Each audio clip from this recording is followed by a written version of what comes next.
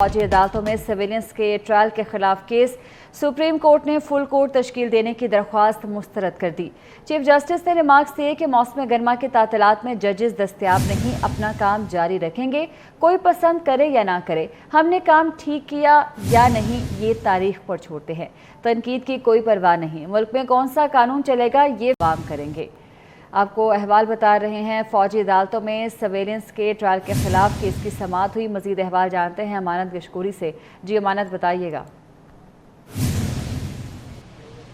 जी, supreme court में civilians के फौजी अदालतों में ट्रायल के खिलाफ केस की समाअत हुई है। सुप्रीम कोर्ट ने समाअत कल तक मुलतवी कर दी है। केस की समाअत का आगाज़ हुआ तो सुप्रीम कोर्ट ने महफूज शुदा फैसला सुनाया, जो कि गुज़िश्ता रोज़ महफूज किया गया था, जिसमें फुल कोर्ट तश्कील देने या ना देने का मामला था। तो सुप्रीम कोर्ट ने फुल कोर्ट तश्कील देने की वकील फैसल सिद्दीकी की जो दरख्वास्त थी वो मुस्तरद कर दी है। और चीफ जस्टिस पाकिस्तान ने फुल कोर्ट तश्कील ना देने की वजह बताते हुए कहा कि चूँकि मौसम गर्मा की तातीलात चल रही हैं, इसलिए फुल कोर्ट तश्कील देना मुमकिन नहीं है।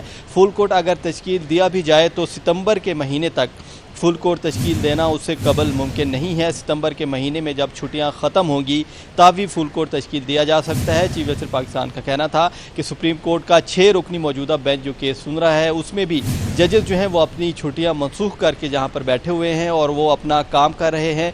चीफ जस्टिस पाकिस्तान का कहना था कि हम अपना काम जारी रखेंगे, क्योंकि हम सिर्फ अल्लाह को जवाब दे हैं, हमने किसी और को जवाब नहीं देना। चीफ जस्टिस पाकिस्तान का कहना था कि हम पर तनकीद होती है तो होती रहे, हमें तनकीद की परवाह नहीं है। हम अगर अच्छा काम कर रहे हैं या बुरा कर रहे हैं ये तारीख बताएगी।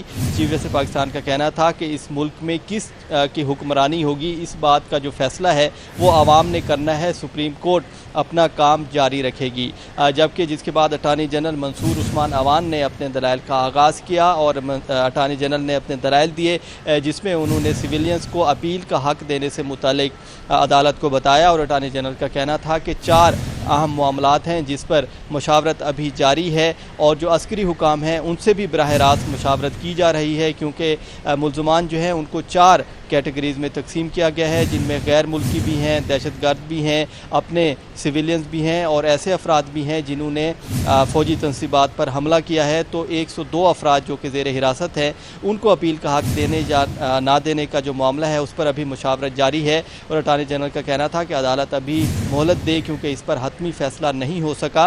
और अटार्नी जनरल ने इस बात की भी यकीन दहानी कराई कि जो यकीन दहानियाँ पहले अदालत को कराई गई हैं वो पूरी होंगी, चाहे हुकूमत रहे या ना रहे और चाहे अटार्नी जनरल अपने ओहदे पर रहें या ना रहें। निगरान हुकूमत के आ जाने के बाद भी जो यकीन दहानियाँ अदालत को कराई गई हैं वो पूरी होंगी।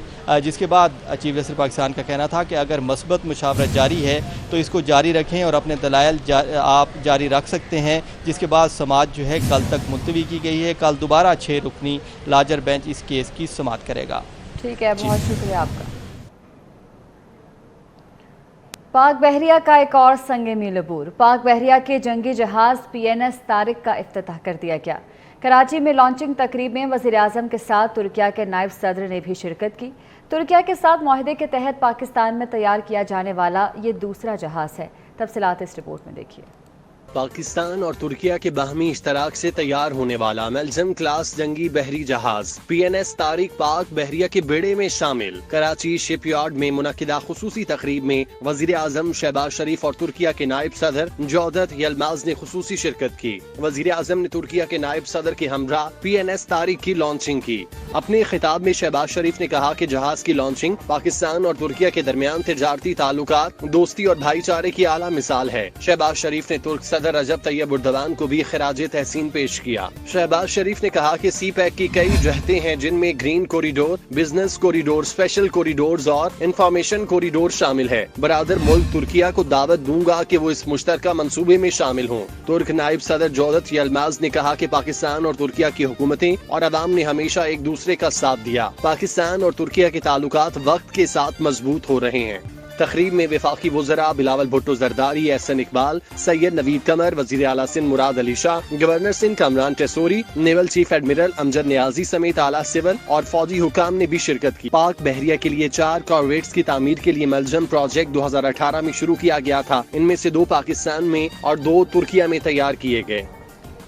चीन पाकिस्तान इक्तिसादी राहदारी यानी CPEC को गेम चेंजर मंसूबा कहा जाता है। ये मंसूबा चीन के लिए कितना ज़रूरी है और इससे पाकिस्तान को क्या क्या फ़ायदे होंगे?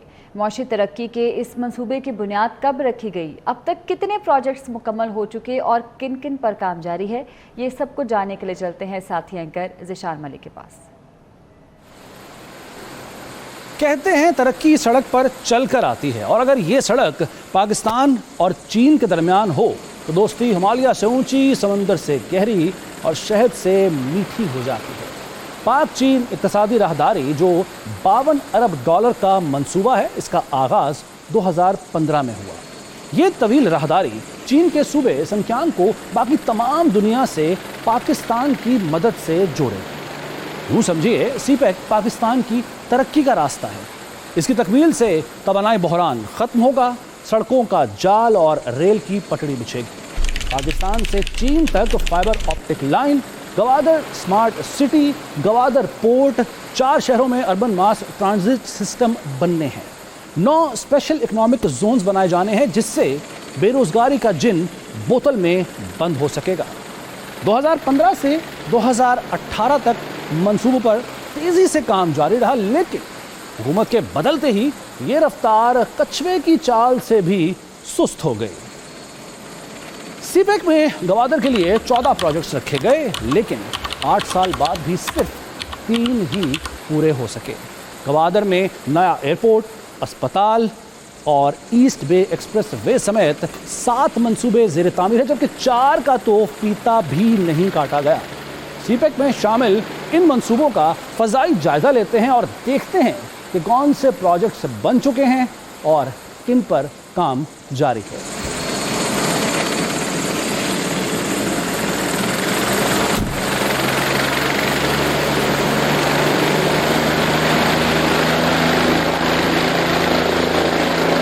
इस वक्त मैं मौजूद हूँ सिंध के रेगिस्तानी इलाके थर में। यहाँ पहले रेत के टीलों के सिवा कुछ नहीं था, और अब रेतीले मैदानों में 1650 मेगावाट बिजली पैदा की जा रही है। लेकिन 720 मेगावाट को हाइड्रो पावर प्रोजेक्ट पर काम अभी भी जारी है। चीन पाकिस्तान में कोयले और पानी से ही नहीं, सोलर से भी बिजली बनाने में ताउन कर रहा है।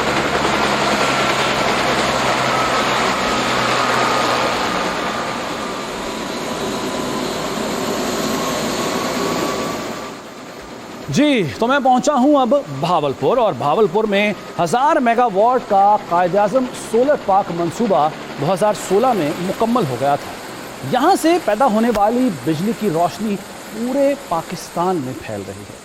तो तवानाई के मंसूबे तो आपको बता दिए, अब नज़र डाल लेते हैं इंफ्रास्ट्रक्चर पर।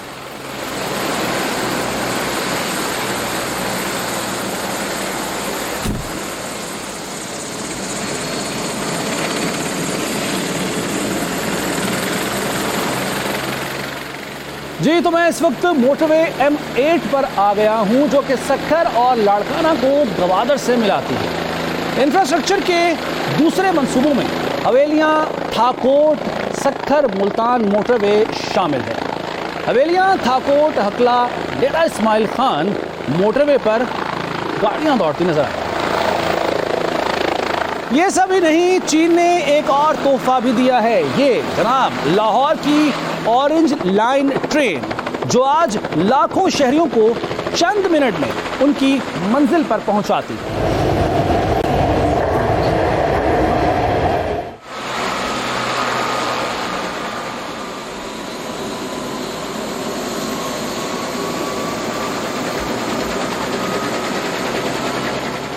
जी, तो मुल्क के 9 मौशी जोन्स जिन्हें 2020 में मुकम्मल होना था, वो पीटीआई हुकूमत की अदम दिलचस्पी से पूरे ना हो सके। यूं अरबों डॉलर की सरमाकारी दस्तक देते देते थक गई, लेकिन अपनों की अना रुकावट बनी रही। इक्तिसादी राहदारी इस खित्ते में अमन और इक्तिसादी इस्तेहकाम लाने का एक अहम रास्ता है। पाकिस्तान में कोई भी हुकूमत है, अब इन मंसूबों पर समझौता नहीं होना चाहिए, क्योंकि सीपैक चलेगा तो पाकिस्तान आगे बढ़ेगा। पीटीआई रहनुमा चौधरी परवेज इलाही के गिर्द घेरा तंग कर दिया गया है। 25 साल पुराना दोस्त चौधरी अफगन फारूक वादा माफ रवाह बन गया। चौधरी अफगन ने ओल्ड जीटी रोड स्कैंडल में परवेज इलाही की रिश्वत की कहानी सुना दी। चौधरी अफगान ने परवेज इलाही पर करप्शन में मुलव्वस होने का बयान भी दिया है। फरजाना सदीक से तफसीलात जानते हैं। फरजाना बताइएगा। जी बिल्कुल, पीटीआई रहनुमा चौधरी परवेज इलाही के 25 साल पुराने दोस्त हैं चौधरी अफगान फारूक, वो वादा माफ गवाह बन गए और इस पर उन्होंने परवेज इलाही के खिलाफ एंटी करप्शन में मुलव्वस होने का बयान भी दे दिया है। उनके बयान की कॉपी भी सामने आ गई है। एंटी करप्शन की जानिब से पूछा गया कि क्या आपका चौधरी परवेज इलाही के घर आना जाना होता है, और जिस पर गवाह ने कहा कि जी परवेज इलाही का जरीना रफीक भी हूँ, घर आना जाना रहता है। गवाह की जानिब से ये भी कहा गया कि मनसूबे के ठेके पर 2022 में मेरे सामने चौधरी साहब को 5 करोड़ दिए गए। 2 अरब के मंसूबे में बाकी 20 करोड़ रकम जारी करने होने पर देने का वादा किया गया। एंटी करप्शन की जानिब से मजीद पूछा गया कि रकम अदायगी के वक्त सुहेल अवान हाजी तारक ठेकेदार अपने एक साथी के साथ मौजूद थे। गवाह रिश्वत की रकम किस चीज में रखकर दी गई, जिस पर गवाह ने जवाब दिया कि यूरिया खाद के 6 तोड़ों में 1 करोड़ के 5 पैकेटों में अदायगी हुई। एंटी करप्शन ने मजीद सवाल किया कि परवेज इलाही ने हाजी तारक से रकम लेकर किसको दी, जिस पर गवाह ने जवाब दिया कि परवेज इलाही ने रकम टेबल पर अपने सामने रखी तो मैं अपने कमरे से बाहर आ गया था। ये वो सारा बयान है जो वादा माफ गवाह चौधरी अफगान फारूक की जानिब से एंटी करप्शन को बाकायदा तौर पर डॉक्यूमेंट में रिकॉर्ड करवा दिया गया है। जी ठीक है, बहुत शुक्रिया आपका।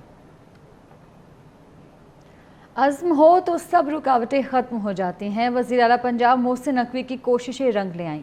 कहा कि 3-4 माह पहले कुछ लोगों ने कहा कि हमारी $3 बिलियन की कॉटन बाहर से आती है। कोशिश करें कि आधे बिलियन या $1 बिलियन की कॉटन इजाफी आ जाए, क्योंकि पाकिस्तान के पास डॉलर नहीं और हमारी एक्सपोर्ट भी गिर चुकी है। मैंने मीटिंग में एग्रीकल्चर डिपार्टमेंट और बाकी टीम्स को जोर दिया। आज हमने $3 बिलियन की कॉटन काश्त कर ली, जिसका रिजल्ट भी 1 माह बाद आना शुरू हो जाएगा।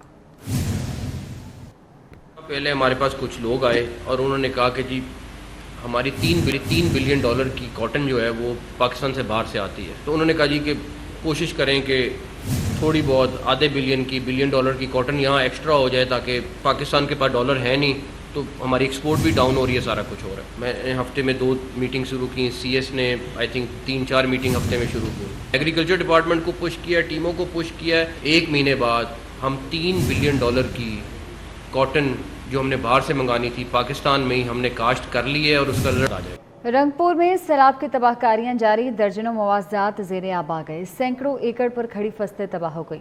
सरहाना बस्ती और सरकारी स्कूल्स के तरफ में सैलाबी पानी मौजूद है। ज़मीनी रास्ते मुनक़ता होने से मकीनों को परेशानी का सामना है। मज़ीद क्या सूरत हाल है, राना परवेज़ अख्तर से जानते हैं। जी बताइएगा। रंगपुर मौज़ा अमीरपुर सुरबाना में दरियाए चनाब के सैलाबी पानी ने जो है वो तबाही मचा दी है। इस वक्त जो है वो दरियाए चनाब का जो सैलाब का पानी है वो स्कूल के अतराफ़ में अमीरपुर सुरबाना की बड़ी आबादी है उसके अतराफ़ में मौजूद है, जिसकी वजह से जो इलाका मकीन है वो घरों तक जो है मसूर होकर रह गए हैं। सैकड़ों एकड़ पर मुहित जो काश्त तैयार फसलें थीं वो ज़ेरे आब आके जो हैं वो तबाह हो चुकी हैं। जो रोड है सुरबाना रोड वो भी दरिया में डूब चुकी है, जिसकी वजह से जो है वो आमदोरफ्त भी मुतासर हो चुकी है। कुछ मुतासरीन मेरे साथ मौजूद हैं, इनसे जानते हैं। पानी मुसलसल वधदा भी है, इंतजामिया सन दसेंदी का नहीं, पानी वधदा भी है घटदा भी है, वो कहीं नहीं दस रही। पानी वधदा भी है, बस्ती के 4 च फिर पानी आ गया। स्कूल दे विच पानी वधदा भी है, माल की हालत वेदे पे, माल बीमार होंदा भी है, बच्चे बीमार होंदे पैन ना। इत्थे कोई पहले तो आमदे रहन, DC साहब भी हैं, कमिश्नर साहब हैं, सारा इंतजामी आमदी रही। जिले सैलाब आया हुण कोई नहीं आमदा भी है। साड़ी ये अपील है कि इत्थे आके विजिट करें, कोई कैंप वगैरह लगवाएं, दवाइयां का बंदोबस्त करें। जी बिल्कुल, बासियों का यही कहना है कि जब सैलाब नहीं था तो इंतज़ामिया की जानब से जो है यहाँ पर रोज़ जो है वो चक्कर लगाए जाते थे, मगर जो ही सैलाब आया तो इंतज़ामिया जो है यहाँ पर गायब है। यहाँ पर ना तो फ्लड रिलीफ कैंप लगाए गए हैं और ना ही यहाँ पर जो है कोई इमदादी इक़दामात किए जा रहे हैं। सैलाबी पानी से जो है यहाँ के जो 2 अमीरपुर सुरबाना के जो स्कूल हैं उनको भी ख़तरात लाक हो चुके हैं। इसके साथ साथ जो यहाँ की आबादी है उसको भी ख़तरात है और दरिया का कटाव जो है वो भी शिद्दत इख्तियार कर चुका है।